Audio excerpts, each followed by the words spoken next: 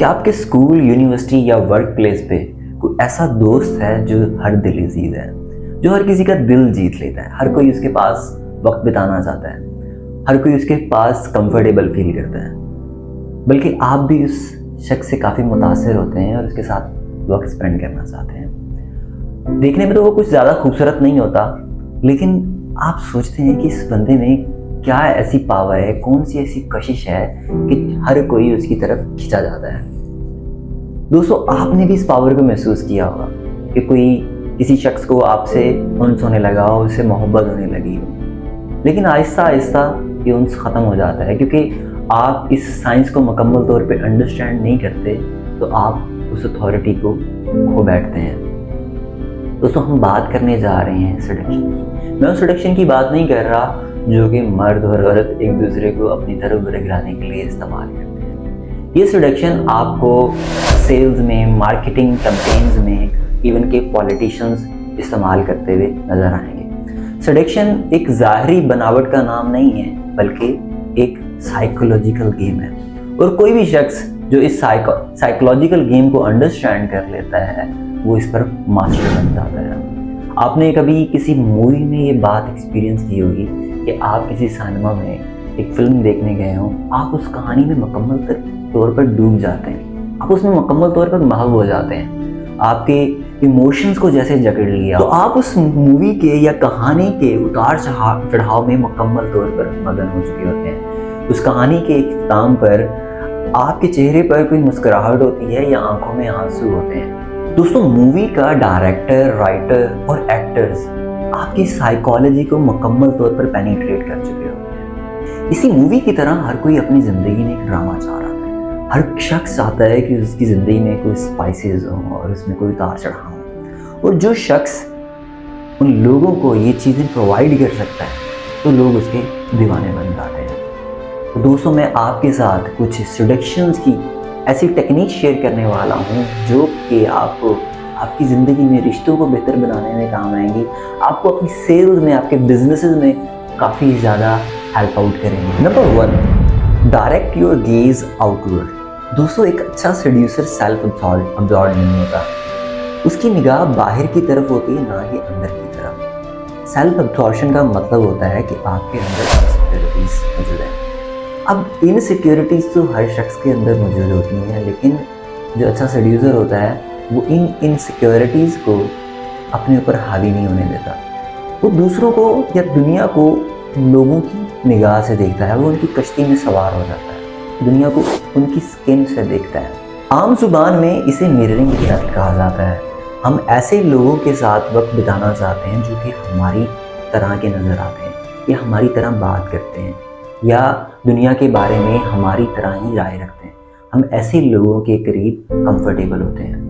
जब आप दुनिया को उनकी निगाह से या लोगों को उनकी निगाह से या उनकी कश्ती में सवार होकर देखते हैं, तो वो हमारे पास कंफर्टेबल होते हैं और हमारे पास ज़्यादा से ज़्यादा वक्त बिताना चाहते हैं। तो इस तरीके से आप लोगों को मुकम्मल तौर पर जी सकते हैं। दुनिया को जब आप उनकी निगाह से देखेंगे, लोगों को उनकी निगाह से देखेंगे, तो आपके साथ कंफर्टेबल हो जाएंगे और आपको बेपनाह मोहब्बत करने लगेंगे। Number 2, the empathetic attitude. दोस्तों, जब भी हम जिंदगी में किसी को मिलते हैं तो उनके बारे में हम मफरूज़े कायम करना शुरू कर देते हैं। हमें लगने लगता है कि हम उन्हें मुकम्मल तौर पर जान चुके हैं।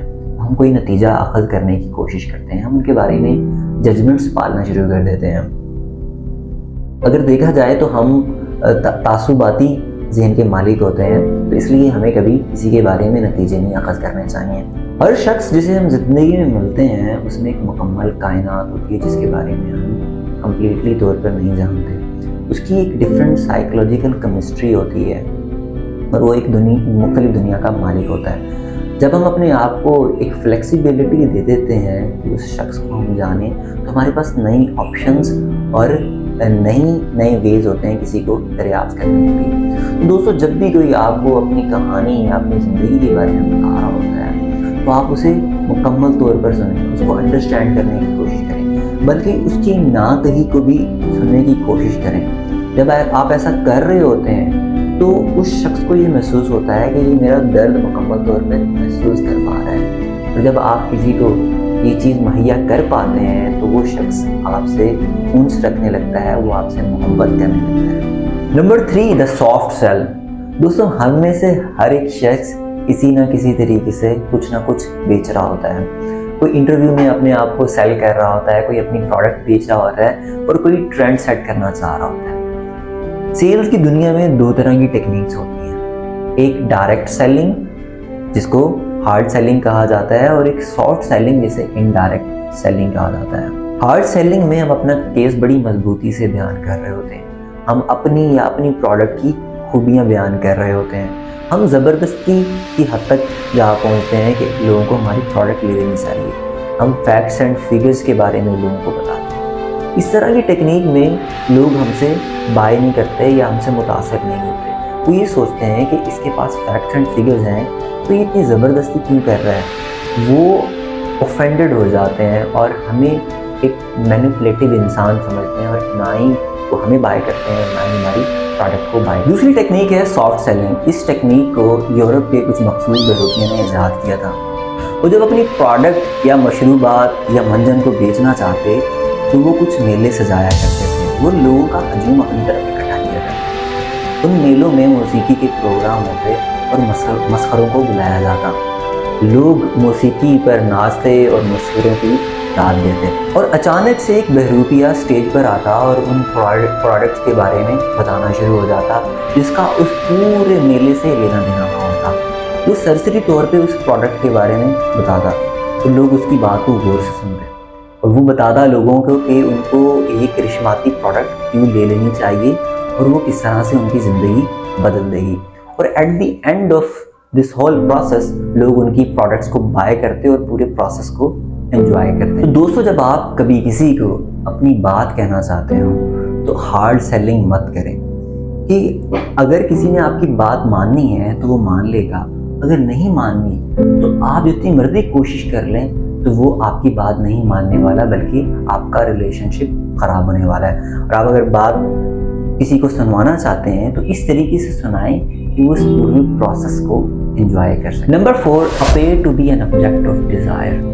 दोस्तों, हम वो चीज़ खरीदना चाहते हैं जो हमारा दोस्त खरीदना चाहता है, हम उस ट्रेंड को फॉलो करना चाहते हैं। अगर आप किसी मार्केट में कुछ फ्रूट लेने गए हों तो आप हमेशा उस ठेले पर जाते हैं जहाँ पर ऑलरेडी 1 से 2 लोग मौजूद होते हैं। वो लोग आपको वैलिडेट कर रहे होते हैं कि यहाँ पर अच्छी प्रोडक्ट मिल रही है। इसी तरीके से हम उस शख्स की बात को सुनना चाहते हैं जो ऑलरेडी कुछ लोगों की तवज्जो का मरकज़ बना हो, ना कि उस शख्स की जिसे कोई भाव नहीं डाल रहा। अगर आप अपने विक्टिम को इन्फ्लुएंस करना चाहते हैं तो आप उसके इर्द गिर्द ऐसा माहौल क्रिएट करें कि उसको लगने लगे कि इस बंदे में वाकई में कुछ बात है, मुझे भी इसे कोई इम्पोर्टेंस देनी चाहिए और इसकी बात को गौर से